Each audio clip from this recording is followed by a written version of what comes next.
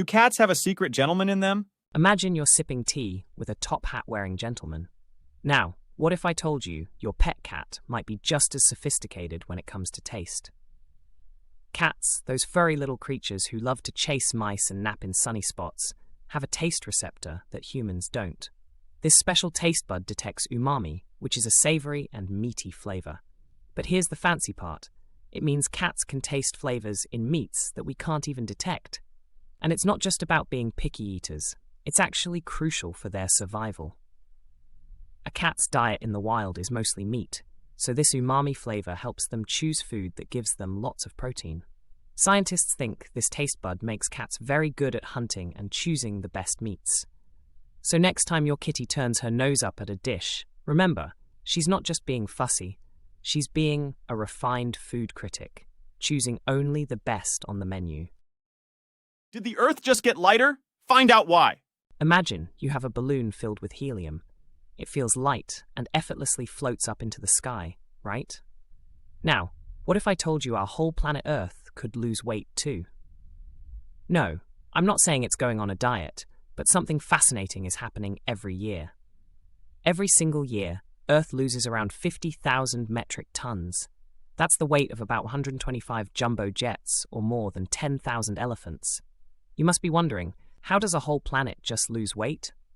Is it going to fly off like a balloon? Well, don't worry, we're still held by the gravity of the sun, so we're not floating away anytime soon. The cause is actually tiny particles in the upper atmosphere. These particles, called hydrogen and helium atoms, escape into space because they are so light and move so quickly. Even though it might not seem like a lot compared to the huge mass of the Earth, it's still mind-boggling. Meanwhile, Earth also gains about 40,000 metric tons per year from dust and meteorites that fall from space. So overall, we're still getting lighter. Isn't it just mind-blowing that our big solid planet is actually changing its weight? Now, the next time you look up at the sky, just imagine Earth quietly shedding a few particles into the vast universe. The cosmic phenomenon. That's literally a time machine to the past. Ever wish you could peek into the past without a time machine? Well, guess what? Each time you look up at the stars, you're doing just that. Stars are so far away that the light we see from them has traveled for years, even centuries, to reach us. For example, the North Star, Polaris, is about 433 light-years away. That means the light we see from Polaris tonight actually left the star in the time of the Renaissance. Just imagine, the same light that Leonardo da Vinci may have gazed upon is what we see now. Light from some stars has been on its journey for so long that the stars may not even exist anymore. So when we peer up at the sky's twinkling splendor, we're looking at a vast tapestry of ancient cosmic history, witnessing a celestial show that started long before humans walked the earth. The night sky isn't just full of stars, it's full of ghostly images from a universe that existed hundreds, thousands, or even millions of years ago. And that, my friends, is a real-life, natural time machine. What mystical change happens to chocolate in space? So picture this. You're floating in space, surrounded by stars and the infinite cosmos. You reach for your favorite snack, a bar of delicious chocolate. But wait, did you know that chocolate tastes different in space? It's true. No, it's not because of alien magic. There's a super interesting reason behind this tasty mystery. Back here on Earth, we love chocolate's smooth texture and rich flavor, right? But up in space, astronauts experience everything differently because of microgravity. In the microgravity environment of space, your sense of smell and taste are altered. Why? Well, fluids in your body like blood and water get evenly distributed, and that includes fluid in your sinuses. Normally, gravity pulls fluids down, but not in space. So you get what astronauts call a space stuffy nose. This dulls their sense of taste, so foods like chocolate might taste blander. The chocolate won't melt in your mouth the same way either, because body heat disperses differently in space. Crazy, isn't it? Next time you indulge in some chocolate, maybe appreciate that down here on Earth, you're getting the full, gravity-assisted flavor experience. How can a desert bloom underwater? Dive in to find out. Imagine you're walking through a desert, sand stretching as far as the eye can see. Suddenly, you stumble upon an underwater forest. Yes, you heard that right. Hidden beneath the arid, seemingly lifeless landscape of the Egyptian desert lies a surprising secret: a submerged world teeming with life. This underwater oasis is known as a blue hole, and it's as mystic as it gets. Blue holes are huge underwater sinkholes formed during past ice ages when the sea level was up to 100 meters lower than today. Over time, these geological marvels have become hotspots for diverse marine life. The most famous one, the Blue Hole of Dahab, also called the Divers Cemetery, is both a stunning natural wonder and a challenging dive spot. Now, this isn't just your average pond.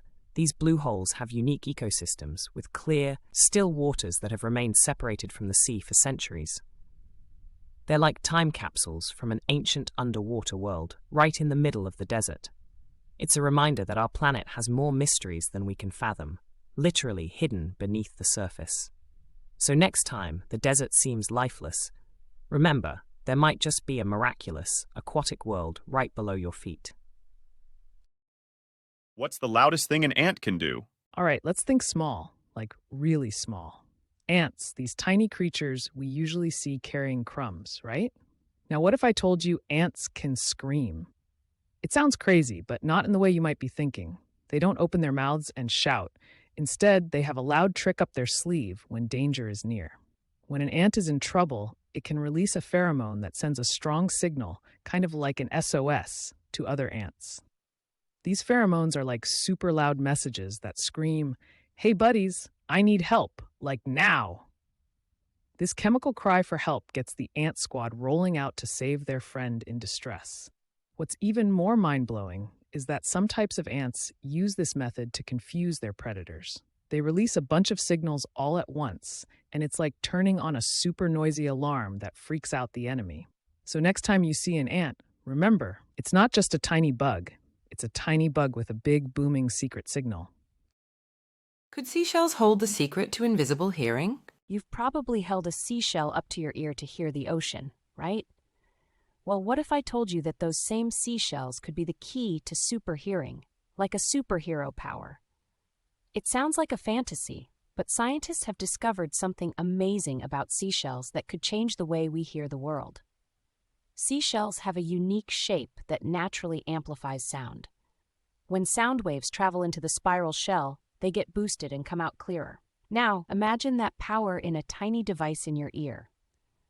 Researchers are studying seashells to create advanced hearing aids that could help people hear whispers from across a room or even pick up sounds they've never heard before.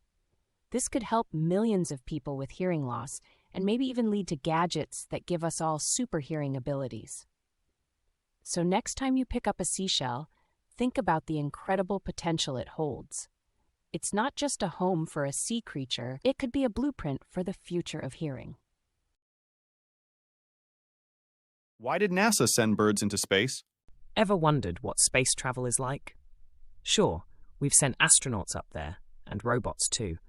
But did you know that before humans stepped into space, we sent birds? It's true. Back in the 1940s and 1950s, when space travel was just a dream, scientists sent fruit flies and monkeys. But there's a little-known fact that birds were part of early experiments as well. Let me explain. Birds have a special sense of direction, and scientists were curious to see how zero gravity would affect their navigation. So, they launched a few feathered friends into space to observe. What they found was astonishing. Without Earth's gravity, birds couldn't orient themselves.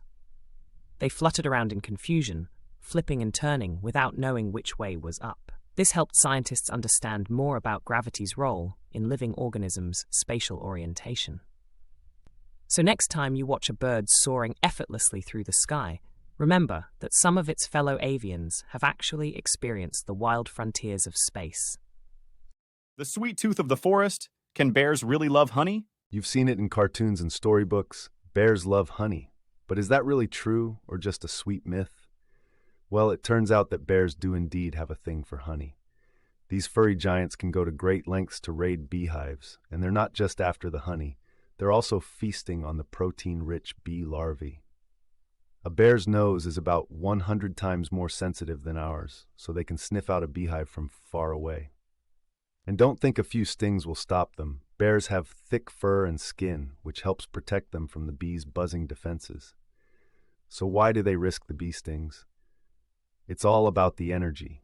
Honey is a great source of calories, and in the wild, that's like striking gold for a bear. Plus, eating bee larvae gives them important nutrients. This craving for honey leads to one sweet fact. Bears show us that sometimes you've got to take a few stings to get to the really good stuff in life. So the next time you enjoy some honey, remember that you have quite the bear-approved treat. Can you believe honey never spoils? Do you know that honey is a sweet treat that can last forever? It's true. Honey has magical properties that keep it from going bad. This delicious golden liquid is made by bees, and they work very hard to make it perfect. They collect nectar from flowers and bring it back to their hive. There, they turn it into honey by moving their wings super fast to dry out the nectar. Because honey has very little water, it's hard for bacteria to grow in it. That means it doesn't spoil. People have found pots of honey in ancient tombs that are over 3,000 years old. And guess what? It was still good to eat. Honey is also very special because it can help heal wounds and fight off infections. So not only is it a yummy topping on toast or in tea, but it's also like nature's very own medicine. Isn't that amazing? Just make sure you keep it in a tight container so it stays as good as the day the bees made it. Follow me for more fun facts.